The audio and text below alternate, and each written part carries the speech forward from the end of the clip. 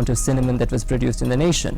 And talking about Malays, there are Malay settlements across the island. When you take Hambantota, for example, the history of Hambantota, even Hambantota, the word itself is of Malay origin. So it comes from Sampan Tot. Sampan means it's a boat or skiff that is used for the transportation of provisions. And Tot is Malay or Sanskrit for an anchorage, right? So Hambantota has been a place where the Malays have lived since time immemorial. Apparently, when you take history, there were Malay seafarers, the sea gypsies, who came from the Indonesian thalassocracies like the Orang Bajau and the Orang Laut. They refitted their canoes and their boats in Ceylon because the Malays plied the Indian Ocean back then.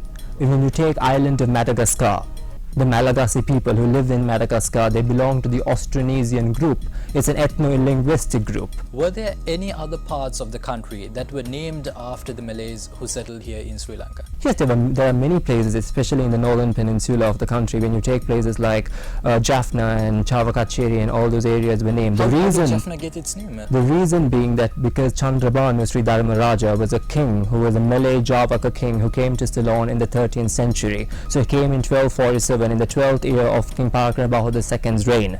So when he came to Ceylon, the reason why he came to Ceylon was he wanted to seize control over the relic bowl of Lord Buddha. And that is the reason he came. He was a Buddhist monarch.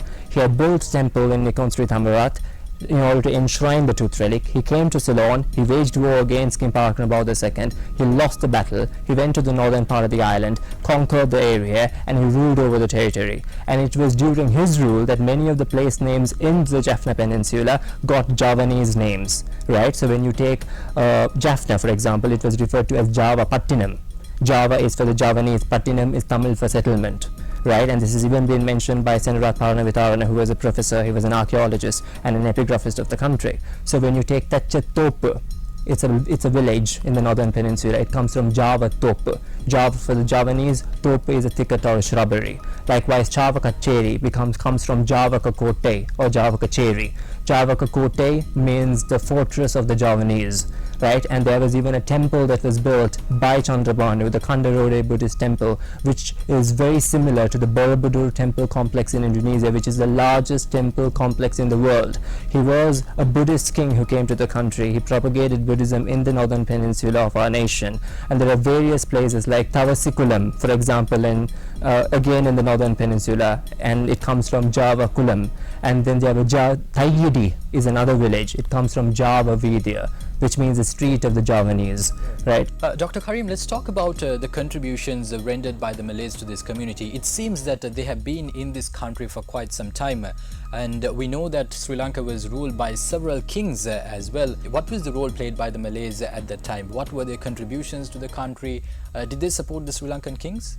They definitely supported the Sri Lankan kings, and their services to the Sri Lankan kingdoms can be traced back to remote antiquity. For example, according to Professor Senarat Paranavitara, he traces this area called Kalinga. He locates Kalinga in Southeast Asia, which is part of Indonesia, Melayu and all those places. So there was this famous empire known as the Sriwijaya Empire back then that used to it lasted from the 7th till the 12th century. And there were many princes, royals and even princesses who came from the Sriwijaya Empire and who married Sri Lankan kings and who married into the Sri Lankan royalty. And according to Senarat Paranavitarana, the princes and the royalty who claim Kalinga lineage, or those who came from Kalinga, are those from Southeast Asia. But there is also another opinion that Kalinga is from eastern India, from Odisha, right? So there is a bit of a kerfuffle over where is Kalinga actually. So was it in India or was it in Southeast Asia? So according to Professor Senarat Paranavitarana, the place was in Southeast Asia, and it is from there that the Kalinga royalty